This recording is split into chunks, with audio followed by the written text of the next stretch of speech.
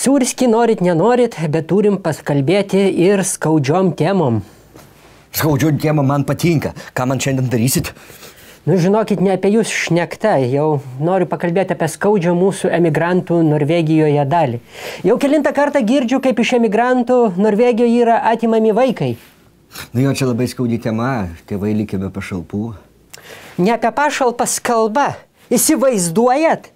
Duodi vaikui diržo, tai atvažiuoja spec tarnybos ir atima vaiką. Ainas. Tai ką ten diržo? Užrėki, užbaubi biškį stiprėliau irgi atima vaiką.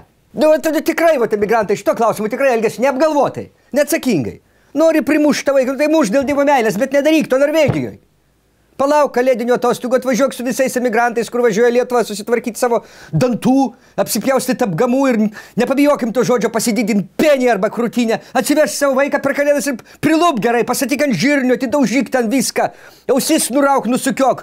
Ne ką čia dar, kas čia. Nežinau, koks liaudės meistras tikrai dar patartų ir geresnių kokių baudimo priemonių. Ir viskas, kokios problemos. Ir atgal į Norvegiją. Bet ar išspręs tai problemas? Nu tai jeigu išsisprendžia dantis, apgamai, penis ir krūtinė, tai kaip vaikas neišsispręs?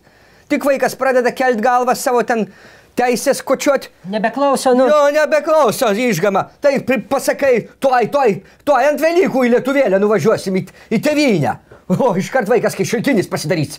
Nu jo, skaudi, bet šiokia tokia išeitis kaimiečiui gyvenančiam Norvegijoje.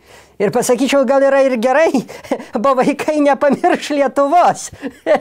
Jo, aš tai iš vis norėčiau dar uždaštrinti visų gerbiamų žiūrovų į dar vieną neteisybę Norvegijoje. Vot jeigu muši vaiką, atvažiuoja spec tarnyba ir išsiveža vaiką. A jeigu muši žmoną, tai spec tarnyba atvažiuoja ir išsiveža ne žmoną, o tave. Tai kur čia yra žmogaus teisės, aš atsiprašau. Žmogaus teisės nepriklauso nei nuo lyties, nei nuo amžiaus. Turi galioti vienodai ir žmonai, ir vaikui. Jo.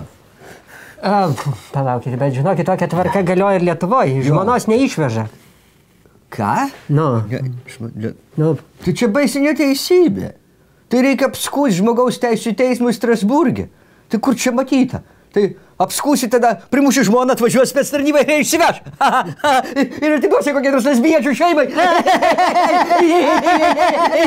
Lesbaškiam.